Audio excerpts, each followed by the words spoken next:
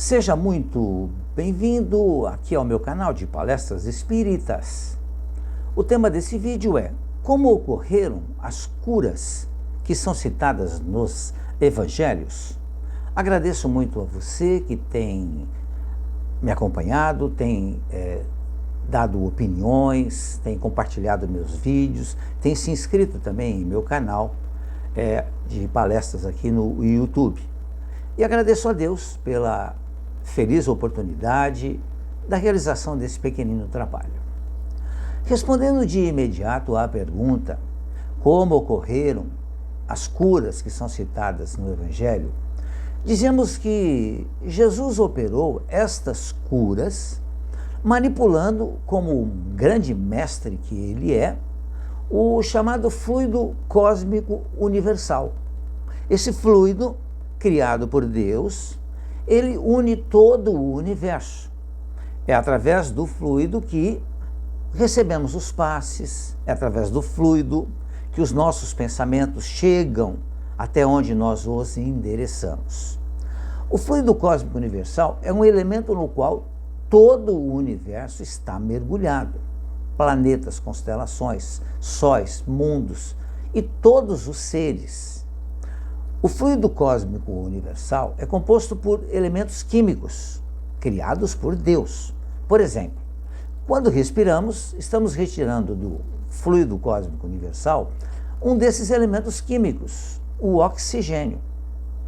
O fluido universal, condensando-se no perispírito, pode fornecer princípios restauradores ao corpo, sendo que aprendemos com a doutrina espírita que o perispírito é o elemento que une o espírito, que é o que nós somos na realidade, o ser imortal, ao corpo físico, que é o veículo, que é o ser mortal que nós temos e que Deus nos oferece para que nós realizemos a nossa modificação, a nossa transformação. O espírito, encarnado ou desencarnado, é o agente propulsor que infiltra num corpo deteriorado uma parte da substância desse seu envoltório fluídico. A cura se opera mediante a substituição de uma molécula doente por uma molécula sã, feita, construída de imediato por um espírito que tem condições e competências em, manipulando o fluido cósmico universal, fabricar essa molécula. O poder curativo estará, pois, na razão direta da pureza da substância inoculada, mas também da energia, da vontade. Quanto maior for, tanto mais abundante será a emissão fluídica que o espírito irá provocar, e tanto maior força de penetração se dará ao fluido. A ação magnética, ela se produz pelo próprio fluido do magnetizador, pelo fluido dos espíritos, atuando diretamente sem intermediário sobre um encarnado, pelos fluidos que os espíritos derramam sobre o magnetizador, que serve de veículo para esse derramamento. Algumas das curas realizadas por Jesus até hoje trazem para nós uma certa dificuldade de entendimento. E foi muito mais fácil para todos nós, ao longo do passar dos séculos, dizermos que Jesus fez milagres ao fazer as curas que ele fez. Mas o milagre é uma derrogação das leis divinas. O milagre seria uma modificação das leis divinas. Ora, mas as leis divinas são perfeitas, não precisam de modificações. Daí, então, a necessidade de entendermos por que é que Jesus fez as curas que ele fez, utilizando da natureza, utilizando do fluido cósmico universal, utilizando de situações que não podemos chamar de milagre, porque o milagre não existe. Muito embora para nós ainda seja difícil compreender isso. Temos algumas situações muito interessantes. A perda de sangue. A mulher que há 12 anos sofria de hemorragia, essa mulher toca as vestes de Jesus e fica curada. Jesus, pelo seu lado, sentiu e teve o conhecimento em si mesmo da virtude que lhe saíra. O efeito da cura da mulher não foi provocado por nenhum ato da vontade de Jesus. O que houve foi magnetização.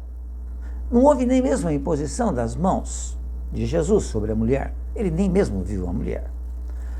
Pergunta-se então por que a irradiação foi direcionada àquela mulher e não a uma outra pessoa qualquer, dado que havia uma multidão ao redor de Jesus? A explicação é simples. O fluido pode ser dirigido sobre o mal pela vontade do curador, ou pode ser atraído pelo desejo ardente, pela confiança, pela fé do doente. Deve-se levar em conta também o merecimento do doente. Então, a mulher que sofria de hemorragia confiou tanto, com tanta sinceridade em Jesus, que o simples tocar nas vestes de Jesus fez com que aquela sua doença fosse curada.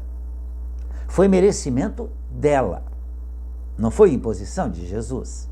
Mas Jesus, claro,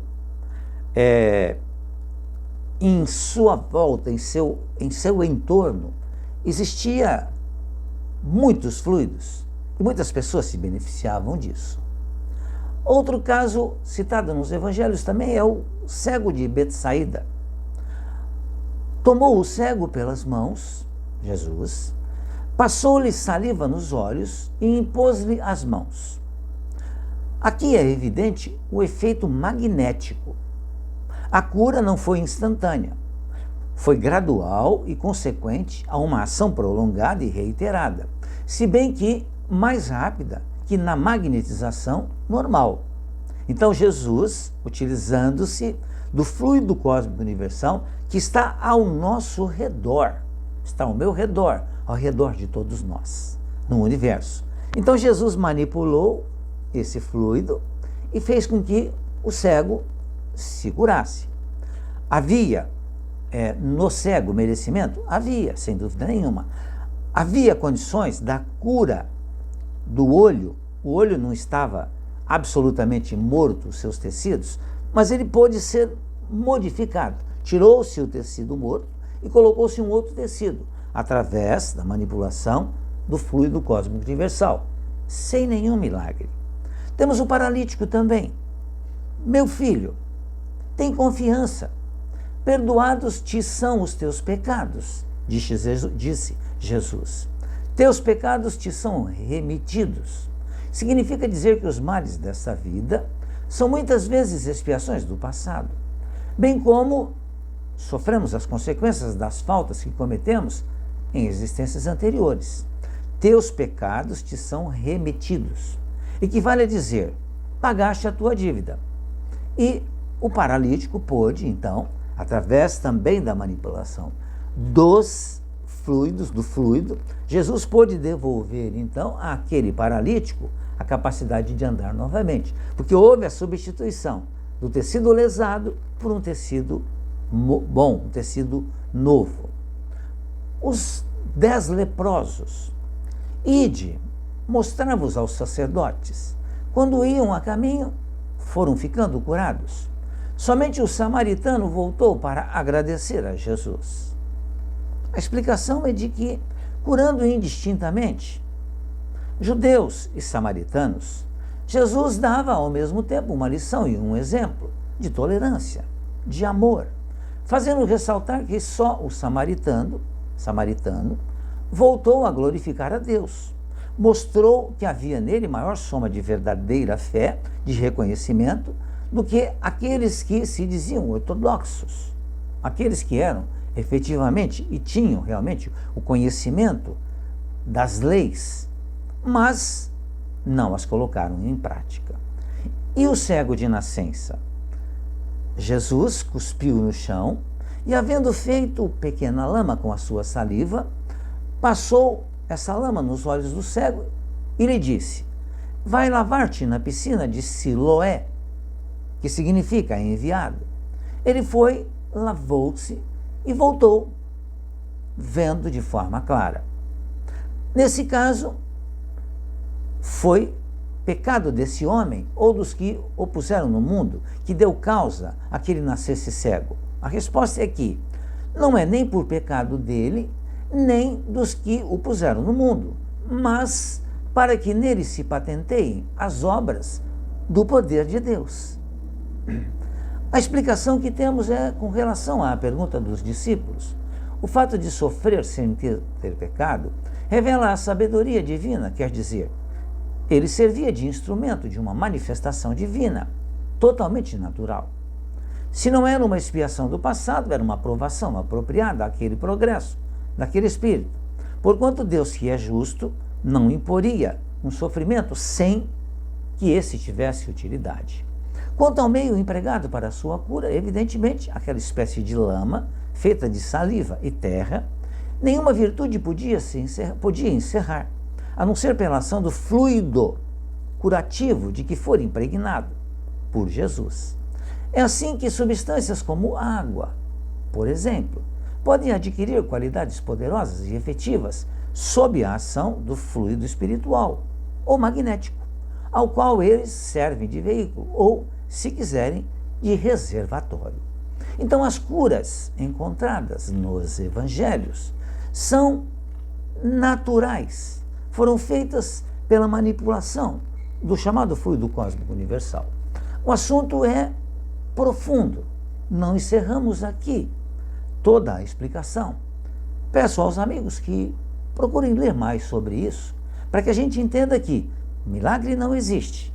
O que existe é a manipulação correta dos fluidos que estão ao nosso redor, o fluido cósmico universal. Muito obrigado mais uma vez pela sua atenção, gentileza de assistir o meu vídeo. Fiquem bem, fiquem em paz.